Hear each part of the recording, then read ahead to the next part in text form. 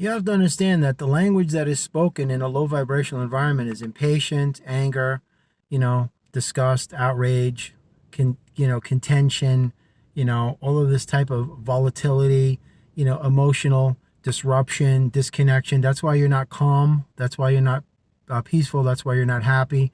That's why you're discontent, because you're immersed in a vacuum that doesn't provide these things to you. You see it. You could see somebody who's full-blown matrix. This is the person who's their whole life is geared towards money, status, that type of thing. And the language that's spoken there is materialism, hedonism, egoism, separatism, duality, polarization, dichotomies. That's your disconnection from your higher self. That's why you're not happy, because you're plugged into something that's only going to offer you experiences of a low vibrational nature. That's why you only think of yourself. You don't care about nature. You don't care about feeding the birds and the squirrels. It doesn't even occur to you. It doesn't even pop into your head to do that. It's just all about me, me, me, me, me. That's why they say every man for himself. That's programming. That's programming right there. They're programming you to be selfish and self-centered, egotistical, self-absorbed, self-serving. Self-centered. I can go on for hours. Everything but self-love and selfless and compassionate. There's no altruism or humanitarianism. And there's no philanthropist in the matrix.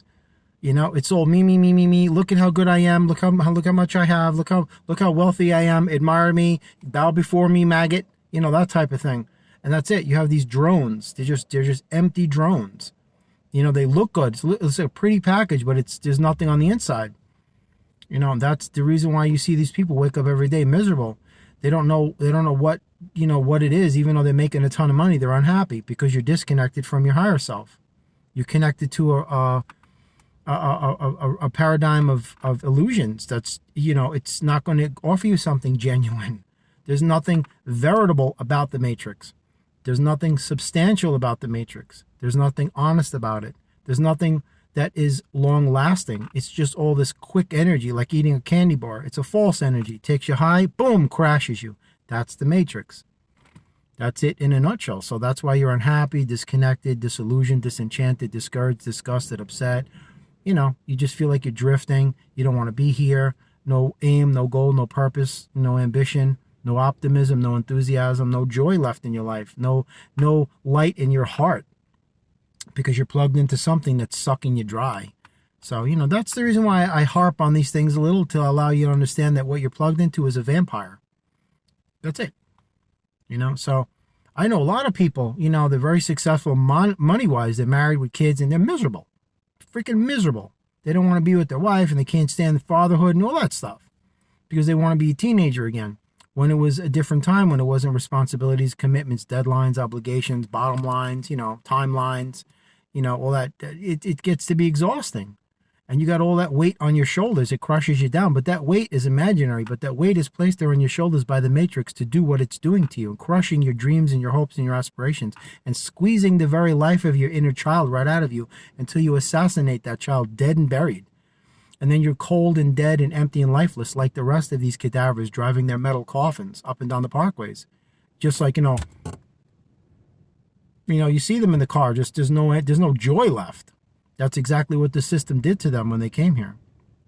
And the abuse they suffered from their parents and their family and society and kids and public schools. And it's all a culmination, absolutely. Yeah, that's why you see people nowadays just like running in the grocery stores. They're just running. They can't run fast enough.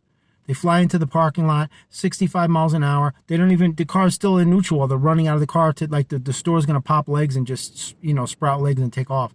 And then you see them in the grocery store or in Walmart. They'll crash into you. They'll break your hip. They'll run over you with the car and they won't even care. And that's where it's really come to. It's sad. You could see the decline of things. But eventually when it fractures and falls, this is when the new era, the new generation will come in and raise the consciousness of this earth, because that's the reason why they're keeping you apart. That's why you have social distancing and lockdowns, isolation, quarantine, contactless delivery. You get it? Contactless. You understand what I'm saying? You're a human being. You're a social creature. You're meant to make contact with human beings. That's what makes you human. That's what makes you humane. That you share your yourself, your ideas, your energies with others, and that you influence them as much as they influence you. But when they isolate you in a quarantined environment because they are turning your home into a prison, by the way, if you haven't figured that out by now. You see how everything is geared towards you not having to leave your house? You could work from home. You could shop from home. Everything. You see it? They're turning your house into a prison because they're preventing you from gathering. See what happens when people get together? Not just people, but when other energies get together in a group, you formulate a collective consciousness that raises the vibration of that ethos and also the planet herself. I always use the example of a baseball game. Go to a baseball game, the home team is winning. That is visceral, palpable, and surreal. You can literally hold it in your hand and thump it. That positive high vibration is so prevalent. It makes everybody feel, yeah! You feel like alive that your team's winning. But when the team loses, what happens? It feels like somebody's cracking your head with a sledgehammer. It feels like it's suffocating and crushing down on you like a lead vest. That's the negative destructive force of darkness. And people don't understand they have the dual nature of that energy. You can use it for creative purposes or destructive purposes. And what you're plugged into is destroying you, and you're allowing it.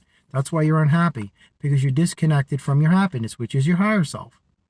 It's nothing that can be found outside you. That's why they say, pursue your dreams, chase success, unlock the door to prosperity, the keys to freedom. You see, it's always like a door that's prohibiting you from gaining entrance to what's behind. In other words, something is keeping you from what you deserve. You feel like you are left out of something.